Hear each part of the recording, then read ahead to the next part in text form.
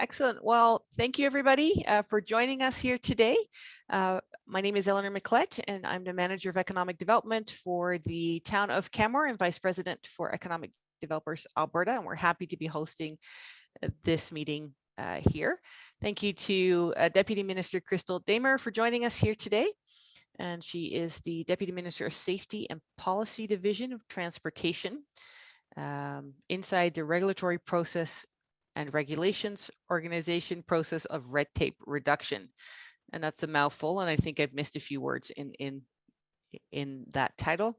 She'll be sharing a bit about the work that they're doing on red tape reduction and processes. And she brought some friends with her today to support the Q&A at the end as well. And I will share my screen. And Minister Damer, I will hand over the floor to you.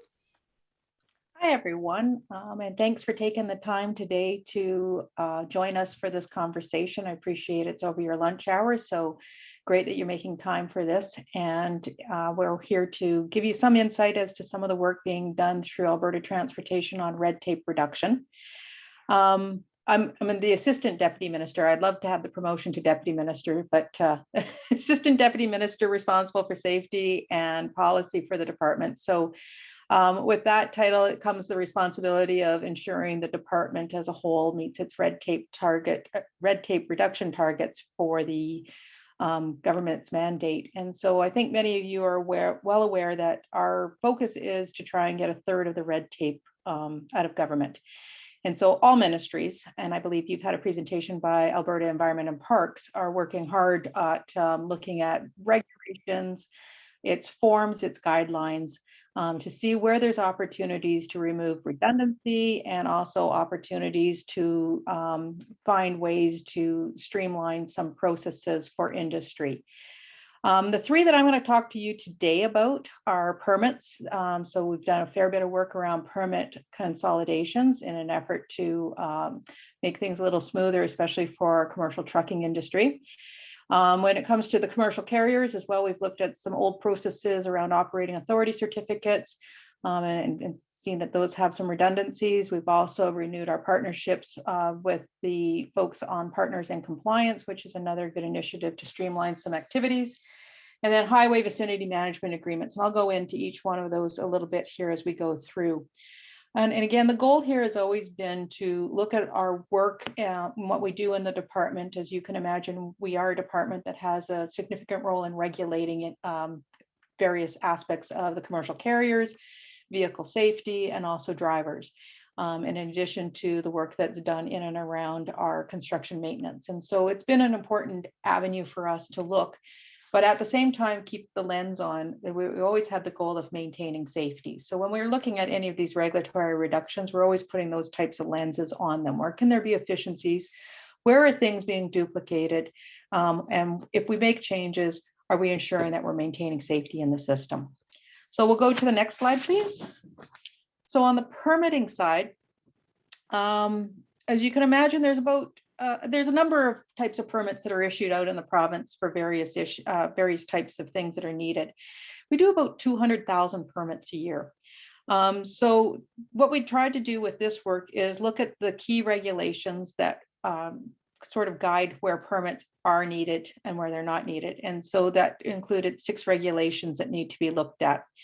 So we've in total now, in reviewing where we're at with our permits, eliminated about 15,600 permits per year.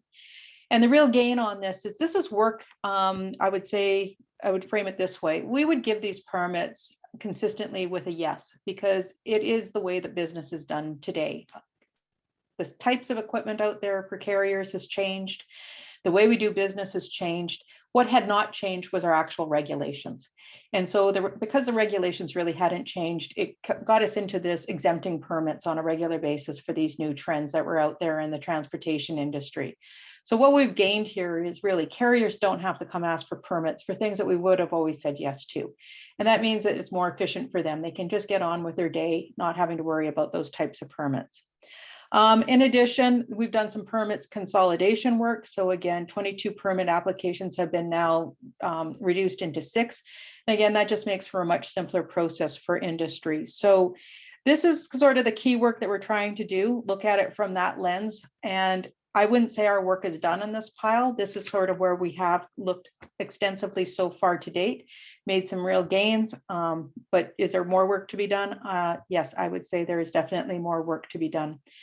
And, you know, just aside with regards to all this work around red tape reduction, a lot of it is coming through the work of the Red Tape Secretariat, which I'm sure you're familiar with. They've had industry-led tables that are seeking input from stakeholders such as yourselves as to where there's some opportunities for efficiencies and improvements in our regulatory frameworks. So we do take a lot of this information from industry as areas where they think there's some efficiencies, and that gives us a place to go look. So on the next slide, we'll talk about another one that we've looked at, and this is operating authority certificates. So the operating authority certificates was required for passenger transportation providers to operate in Alberta. And those services included charters, scheduled services, private industrial, and bus operations. And the OAC would identify where the transportation provider would operate and what type of services they could offer. And there was about 1,300 carriers holding these OACs in Alberta. It's a redundant requirement since most of these transportation providers also have other forms of enforcement, such as our safety fitness certificates. So again, it was just a duplicative process that was creating administrative burden to the industry. So as of January of 2020, we removed this requirement that these carriers had to hold an OAC, and we rely on the safety fitness certificate. So again, this relieved some cost or administrative burden and came up with some cost savings to industry. The other one that we've worked hard on was the Partners in Compliance program for commercial carriers. So this was established back in 1995, and the idea of the program is carriers who are exemplifying that highest standard when it comes to safety can achieve some types of benefits as they move forward in doing their day-to-day business. And so PIC members are entitled to receive some things along the lines of reductions for the fees on driver abstracts or commercial driver abstracts. We will waive the safety fitness certificate renewal fees and vehicle inspection fees, facility fees for these PIC carriers. Most of them get bypass privileges at most of the provincial commercial vehicle inspection stations. And their safety fitness renewal is longer from the 3 years, which is standard, to 6, as long as they remain compliant. So we have 62 carriers that meet the high standards that this program is trying to ensure is achieved. We want to make sure that is something that is seen as a value to all carriers. So there are some benefits to, obviously, efficiencies in their businesses, as well as savings to be had financially if they can, in fact, show that they have this high level of standards and are a member of the Partners in Compliance program. On to the next area, highway vicinity management agreements. So this is another area that transportation is working hard on. We are doing a number of initiatives that we expect to have complete in 2022, and this is one of those areas. This is really what it comes down to, is a transportation department has an agreement with the municipality. This is going to allow for exemptions from formal permits and applications for certain developments. So by working collectively together to put an agreement in place and get some sense of where the future planning is going, it's going to make so that there's a lot less municipal interaction with the department. You'll have some more clarity of exactly what things can happen under the agreement. And hopefully that gets us moving towards much faster approval times. On to the next slide.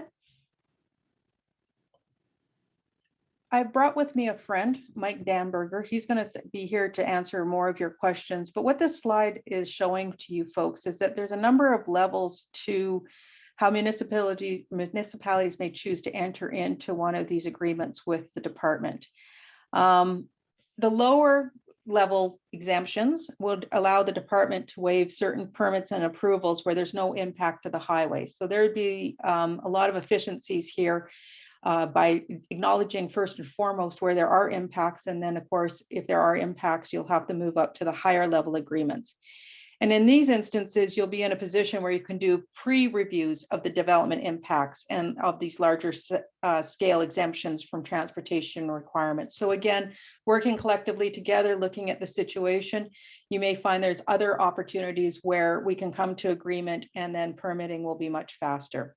And the key to the whole system really is it's down to the municipalities to look at what level exemptions work best for them. And then that would drive towards what level of work that happens between transportation and the municipality. Is it a level 1 and it's just going to focus on lands that aren't impacted near the highway, or is there more that the municipality is looking for with the transportation department to be able to find further sort of alignment as to what long-term and future term opportunities look like? On to the next slide.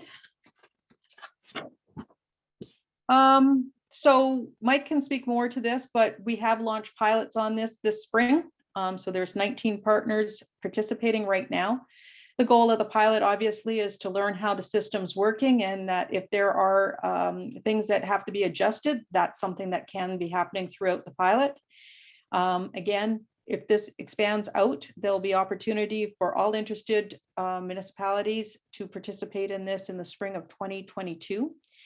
And again, you know, an IT platform to automate this is also being developed, and again, hope to coincide with the work moving forward to successfully implement these highway vicinity management agreements into normal business with municipalities. So with that, it's just, you know, that gives you about 3 or 4 different examples of where we're really looking hard at red tape reduction. It's work that ongoes in our department. So as you can imagine, we have a lot of regulations as it relates to the Traffic Safety Act and to how we manage our highways. Those things will consistently be looked at with this lens of what does it look like from a red tape perspective. I think most of you have now kind of been brought forward to understanding that for every reg that we do bring in, we're going to have to remove one as well. Same as we look at forms and guidelines. The objective is once we get it down to this 1/3 reduction, we're going to want to maintain that. So it will put pressure on us at all times to think about any time we're moving forward on our work, how it is impacting business or municipalities or other stakeholders. Are we creating more of a burden, or are we maintaining where we want to be, which is we've at least got 1/3 of this out of our system. It's tough on some ministries, so I'll just kind of let that be known. For some industries like our commercial carriers, it is a highly regulated industry for lots of good reasons. Safety is paramount on our roads, and it is an occupation that requires good oversight. It's also an occupation that requires reciprocity across the nation and into the US if we're going to maintain goods and services moving in an efficient way. So there are some things that, you know, kind of do put responsibilities on ensuring the system is working efficiently. But at the same time, too, we have to stay aligned with our federal and our provincial colleagues. So with that, I think that gives you a sense of what we're doing here in the department. Work will continue. We have lots of other things that we have to do over the next year. I would say we are about 2/3 of the way to our 1/3 reduction. We have about another 10 or 12% to find in our department, and that's work that we are embarking on right now. And with that, I will stop my talking and turn it over to you folks to see if people have some thoughts and things. And maybe just before I do that, I will introduce my call friend. So Mike Damberger is the Executive Director for Central Region. Some of you may know him quite well because you probably interact with him on a regular basis. I've also brought with me Wendy Doyle. Wendy Doyle is the Executive Director responsible for carrier and vehicle safety. And so again, some of these things like the permitting and the operating authority certificates are definitely within her branch's work. So with that, I will turn it over to you folks. Excellent. Thank you, ADM Damer, and welcome, Wendy and Mike. Thank you for joining us here today. Because it's a smaller group, if you have a question, you can do 2 things. You can either type it into the chat, or I'm actually going to call on Harold to maybe speak to the question he put in the chat earlier. You need to unmute yourself. I think that we need to have somebody, Janice, can you maybe allow people to speak?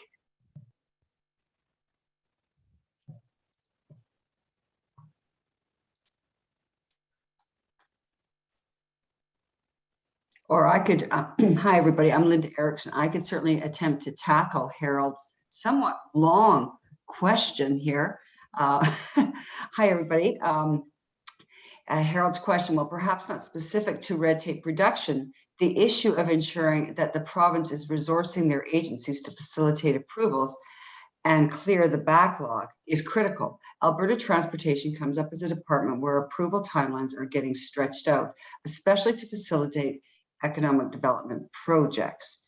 And then, Harold, if it's all right, your next question is going to land titles, which it is in a different ministry, of course. So in respect to ADM and our colleagues from transportation, perhaps we could stop there, and maybe Mike, you would like to discuss that, or now look at this, now Harold can talk. So I've been having a little challenge with my computer today, so I lost you all, but I'm back now on that. So yeah, no, appreciate that. And I have to admit, this is not so much my question, that first part, as it's been a discussion we've been having around issues of collaborative economic development and some of the challenges. And it has been raised that there has been an increasing downtime for issues or for resolutions that to come back from the Ministry of Transportation. And we understand where some of those can be, but sometimes they may be around resourcing. That's just not enough people working on the file. So it's not exactly red tape review, but the result is the same. Thanks, Howard, or Harold. Harold, my apologies. Okay, I'm really sensitive about the Howard thing.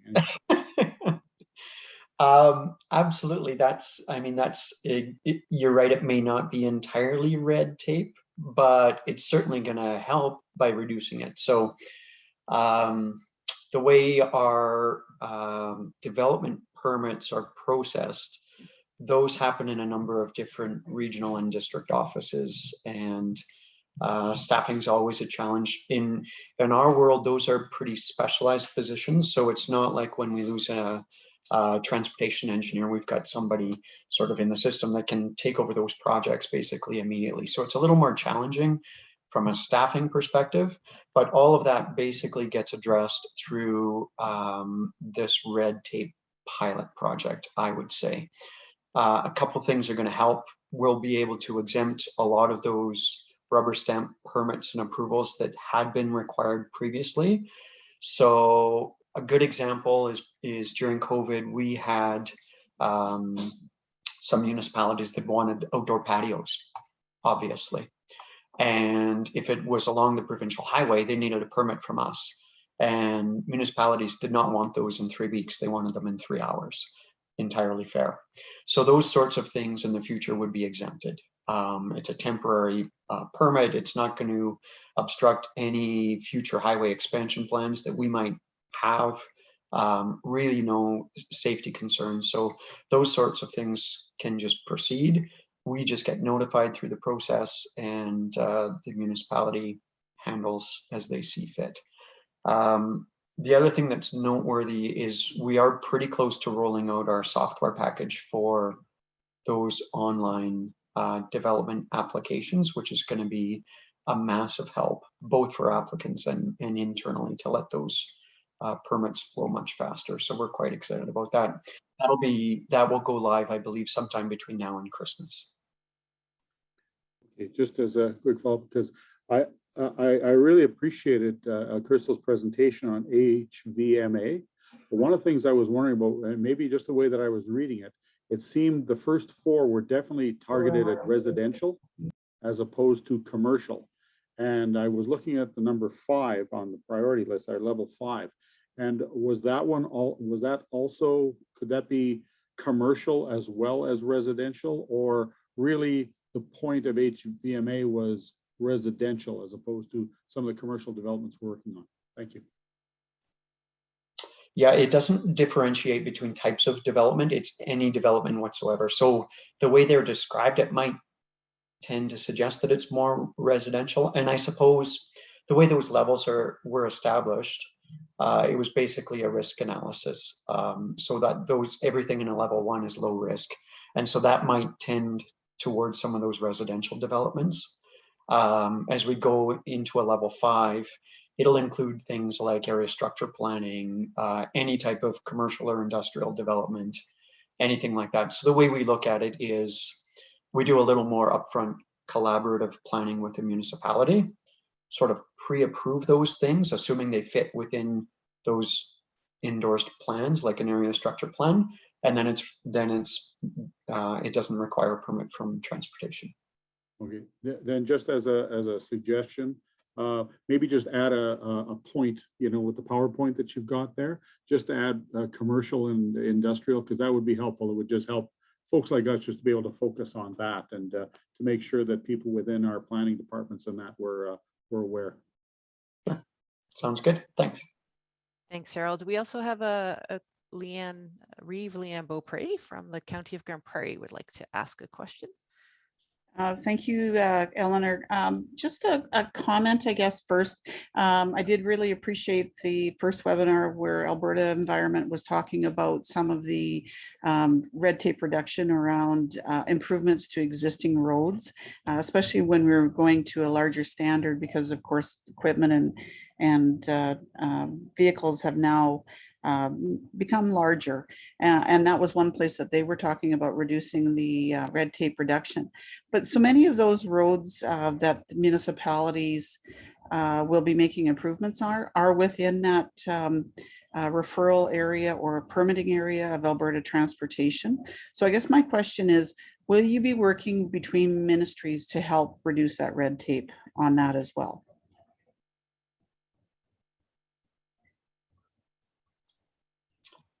I'm not sure I quite understand this situation, but let me start by saying any development defined as a land use change or commercial residential development, something like that, requires a permit.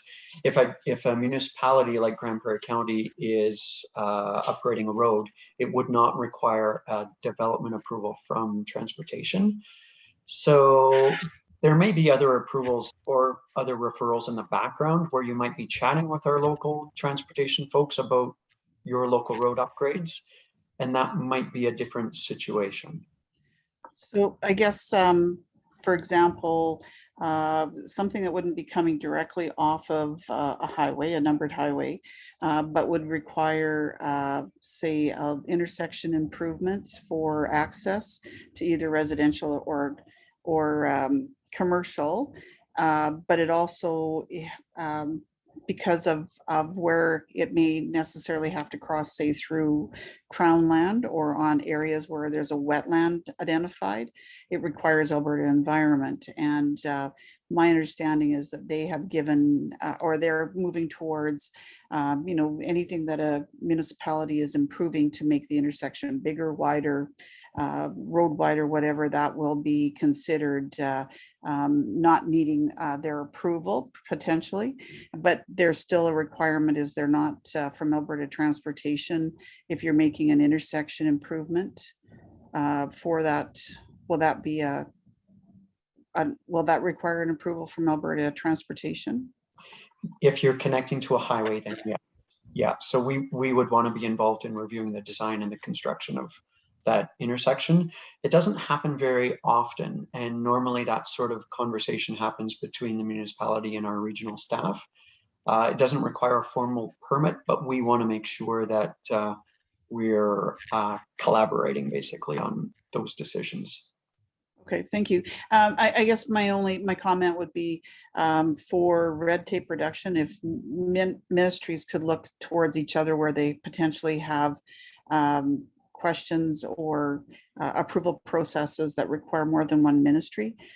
Maybe there's an opportunity for some red tape reduction there, because even in the last question, I heard someone say, well, that's a land titles issue, right? And we won't go there. Sometimes those approval processes are multi-level department or multi-level ministries. And so some of that, it may pass one, but it gets held up somewhere else. But it has a relationship with a different department. 100%. Through some of our chapter meetings with private industry as they're bringing forward recommendations, we meet as a government-wide group to respond to some of those suggestions or ideas.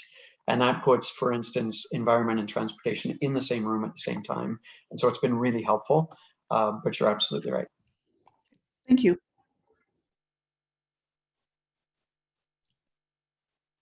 I don't know, Eddie and Damer, if you had anything to add to that. I saw you unmute the microphone. Yeah, it's exactly what Mike had said. There's a lot of work going on in government to talk to each other as ministries about these issues. They are brought to us as a collective, not so much just one-offs to each ministry, but the hope that we are looking at it holistically. And the only other comment I was going to make, Harold, you do raise really good issues relative to where some of the issues and challenges are right now with service delivery. Red tape benefits government as well, from the perspective that if we can get rid of some of this low-hanging fruit through some of these changes, what precious resources we do have, we can then allocate back to some of this other important work. And as Mike indicated, that's the whole nature of taking this risk management approach. If we can get the low-hanging fruit off into very simple, streamlined ways of handling it, it frees up resources to deal with the more complicated ones. And we know those complicated ones mostly are the ones that we really are eager to get moving along, but they take that extra effort of staff's time to really ensure everything's fine. So we're not gaining resources. I'm just going to be quite honest. I think that's a reality right now with our economic situation. So a lot of red tape conversations are to the benefit of us in the department, also trying to find how to maximize our value with the resources we have. Thank you, Crystal. Two points with that. One is that, I do really appreciate that. I understand that we have issues here at the city too, like issues of bench strength. Yeah. And so we've had an issue. If you lose a safety codes officer, it could really back up. But we've been able to tap into people like say with transportation engineers that may have no longer be employed, may have retired, and can still be brought in for certain specific things. So those things are sometimes possible. The only other thing that I would ask is that I noticed you say it was 2022. So just to be that guy, which quarter in 2022 are you hoping to have it done? That's over to Mike. I caught wind of that too. The pilot is basically underway right now, and we don't anticipate a hard implementation date. We're going out to, for instance, the AUMA and the RMA conventions in the next few weeks. This will be a popular topic, I suspect, and we're just going to flog this as much as we can. So as more and more municipalities are interested, assuming we have the capacity internally to sign them up to these highway vicinity management agreements, the doors are open. We'll tweak them as we go along, but we're open for business in that respect. Thanks, Mike, and thanks, Harold, for getting clear on dates and deliverables on that. And I'll echo what Harold says. Clear language and to know what's included and not included is beneficial for us and helps us even work with our planning departments to maybe streamline processes. Just like to remind everybody that you can type your questions into the chat, or if you have a question, I'll invite you to unmute to ask the question. I can't see hands raised or other things. And if you can start your video, if you ask a question, that'd be great too.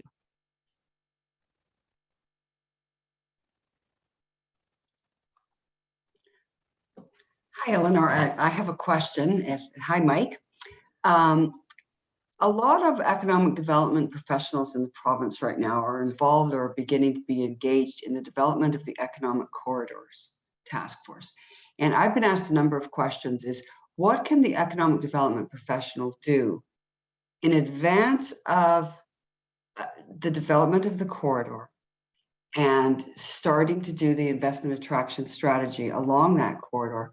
Are there some best practices or a to-do list that we should be looking at, like things that you're going to need, or if there's an intersection from a numbered highway into a municipality and fairly late in the game, the municipality is notified by transportation that you need to do an upgrade and it's going to cost about $3 million to allow heavier equipment to come in. Is there anything that they can do in the pre-planning process and then in fact include that $3 million investment in their capital expense planning, so it doesn't come up, you know, at a crunch time when you've got a potential investor and you've got some land use changes you want to do, and all of a sudden you're short $3 million to make this work?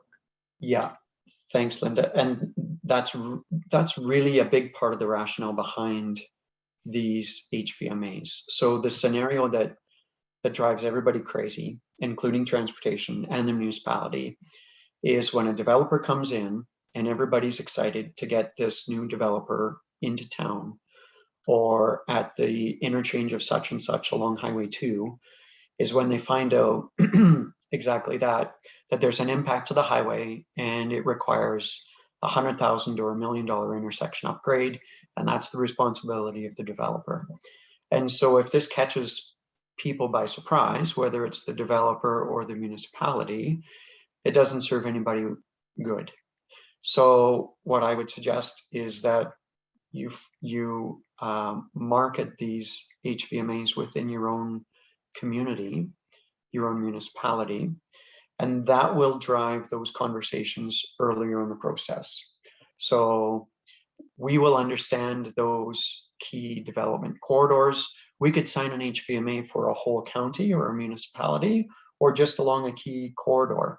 So right now we're working with the town of Innisfail, for instance, and looking at the recently built Highway 54 on the west side of town. And so they've got some development interest there. We want to protect the highway corridor as best we can, but that'll lay out the framework to kind of get that corridor or those quarter sections of land development ready. And the town may choose to implement some offsite levies to collect for that future intersection upgrade that they know is going to be triggered in year 10 or year 20 or whatever. And everyone will be ready for it. So it's really that upfront collaborative planning that's going to help reduce the burden for people like yourselves when developers come knocking on the door.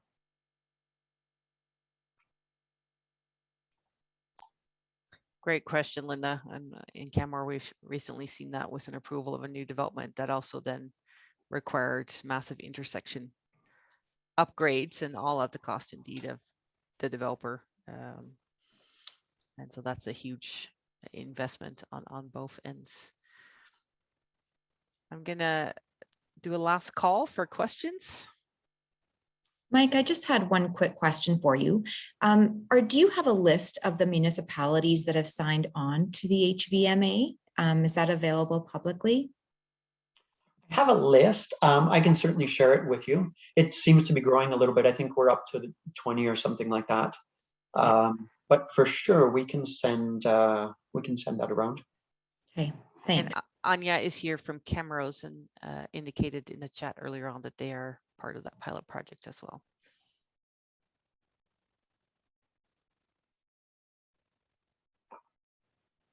Yeah, we're really looking forward to being part of this. We're going to be focusing primarily on level 1 and 2 for the beginning, because about 80% of our development permits are kind of within that range that require development permits from transportation because they're adjacent to a highway, but they're all single family houses and garages and those kinds of things. So we're really hoping that that will free up some time for the Alberta Transportation Approvals Officer to focus on some of our bigger issues, while at the same time speeding up our application process for pretty basic development along our highways. So we're really excited about the prospect and figuring we'll start with a level 1, level 2, and then as we're going on, look at doing those higher level projects for the bigger commercial industrial stuff. But right now we just want to get the little low hanging fruit dealt with so that we can focus on the bigger stuff down the road. Thanks, Anya.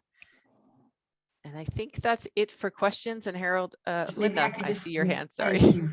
Maybe just a suggestion to Mike's team. It's great that you're going to RMA and AUMA, but if you have some information or a one-pager on the pilot project and how to sign up, you know, I'm sure that if you included that when you send the slide deck, we can get it out to the membership here. So many times, you know, our the elected officials, the municipal elected officials are the audience at the AUMA and RMA, and perhaps the economic development folks and the planners aren't given that information upon the return of their mayor or reeve. So, you know, we're happy to make that connection to those folks. Sure, I'll send you some material. Thanks, Mike. I appreciate that. And Harold, I will forward your suggestion around getting some more clarity on what's happening in the ever increasing backlog in land titles. It is the effect of that is rippling, and I had a meeting this morning just about that issue in our municipality as well. So we'll definitely pass it on to Leanne, and hopefully we can hear what's happening or what's being done in that space to address that issue and that Really challenge. appreciate that, Eleanor. Yeah, no problem. And thank you again, ADM Damer, Mike, and Wendy for being here today. Thank you everybody for joining us. Just a reminder that the next session on red tape reduction is next week, and it will be Alberta Energy will be there to speak on what's happening in their efforts to reduce red tape in their provincial processes. Thanks again for joining us, and hopefully we see you all next week. Take care, everyone. Thank you. Thank you.